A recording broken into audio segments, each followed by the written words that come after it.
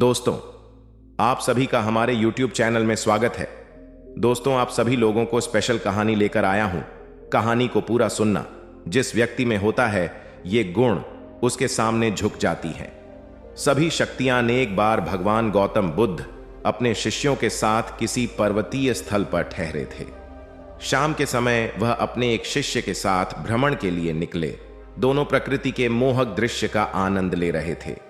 विशाल और मजबूत चट्टान को देख शिष्य के भीतर उत्सुकता जगी। उसने पूछा, इन चट्टानों में तो किसी का शासन नहीं होगा, क्योंकि ये अटल, अविचल और कठोर हैं। शिष्य की बात सुनकर बुद्ध बोले कि नहीं, इन शक्तिशाली चट्टानों पर भी किसी का शासन है। लोहे के प्रहार से इन चट्टानों के भी टुकड़े टुकड़े हो जाते हैं। इस पर शिष्य बोला, तब तो लोहा सर्वशक्तिशाली हुआ।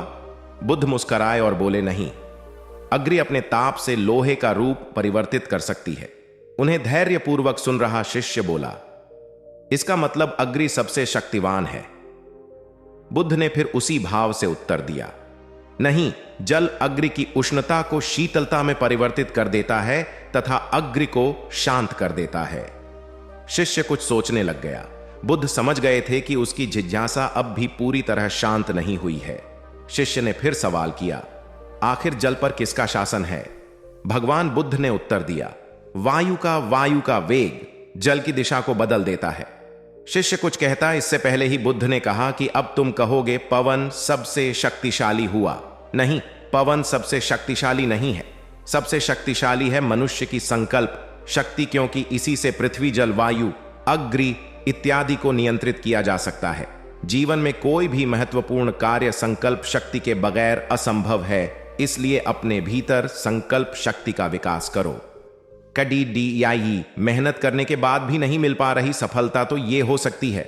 वजह भगवान गौतम बुद्ध एक बार अपने शिष्यों के साथ किसी गांव में उपदेश देने जा रहे थे। गांव पहुंचने से पहले रास्ते में उन लोगों को जगह जगह बहुत सारे गड्ढे खुदे हुए दिखाई दिए। महात्मा बुद्ध का एक शिष्य इन गड्ढों को देखकर सोचने लगा कि इनका रहस्य क्या है। उसने अपने गुरु बुद्ध से पूछा कि तथागत, कृपया मुझे इन गड्ढों का रहस्य बताएं। एक साथ इतने सारे गड्ढे किसने और क्यों खोदे हैं? गौतम बुद्ध ने शिष्य को जवाब दिया कि किसी व्यक्ति ने पानी की तलाश में इतने सारे गड्ढे खोदे हैं। अगर वह धैर्यपूर्वक एक ही जगह पर गड्ढा खोदता तो उसे पानी अवश्य मिल जाता, लेकिन वह थोड़ी देर गड्ढा खोदता और पानी न मिलने पर दूसरी जगह गड्ढा खोदना शुरू कर देता। इस कारण उसे कहीं भी पानी नहीं मिला। भगवान बुद्ध ने शिष्यों को समझाया कि अगर कोई व्यक्ति किसी काम में सफल होना चाहता है तो उसे कड़ी मेहनत करनी होती है, लेकिन कड़ी मेहनत के साथ ही स्वभाव में धैर्य होना भी जरूरी है। कभी कभी लंबे समय तक मेहनत करने के बाद ही सफलता मिल पाती है। और सुनो, नफरत को नफरत से नहीं बल्कि प्यार से ही दूर किया जा सकता है। यह पहली सीख है जो हमें बुद्ध के जीवन से लेनी चाहिए। दुनिया में प्यार ही एक ऐसा एहसास और भावना है जो इतनी शक्तिशाली है कि इससे उदासी, गुस्सा और निराशा दूर हो जाती है। हमेशा बड़बोलापन अच्छा नहीं होता। कभी कभी चुप रहना भी बुद्धिमानी की निशानी होती है। गौतम बुद्ध के ये विचार सिखाते हैं कि आपका काम दर्शाता है कि आप कौन हैं। यदि आप अनावश्यक ध्यान देंगे तो कोई आपका सम्मान नहीं करेगा। इसलिए शांत रहने और अपने आसपास की चीजों पर गौर करने में ही बुद्धिमानी होती है। शब्द बहुत ताकतवर होते हैं। सच्चे शब्द दुनिया को बदल सकते हैं, वहीं कड़वे शब्द दुनिया का विनाश करने के लिए काफी होते हैं। शब्दों का हमारे जीवन में बहुत प्रभाव पड़ता है, इसलिए हमें दूसरों से कुछ भी कहते समय बहुत सावधान रहना चाहिए।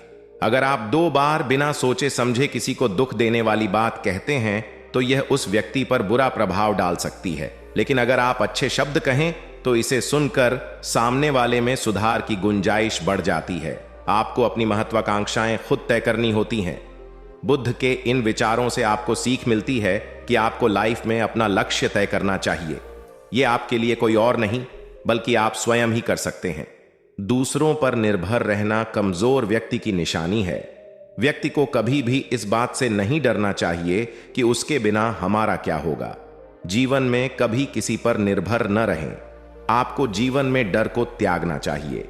अगर आप इसे पकड़कर बैठे रहेंगे तो जीवन में सब कुछ पीछे छोड़ देंगे। इसलिए डर को दूर करें। क्योंकि डर के आगे ही जीत है। वीडियो को लाइक, चैनल को सब्सक्राइब करना ना भूलें। मिलते नेक्स्ट वीडियो, तब तक के लिए बाय बाय।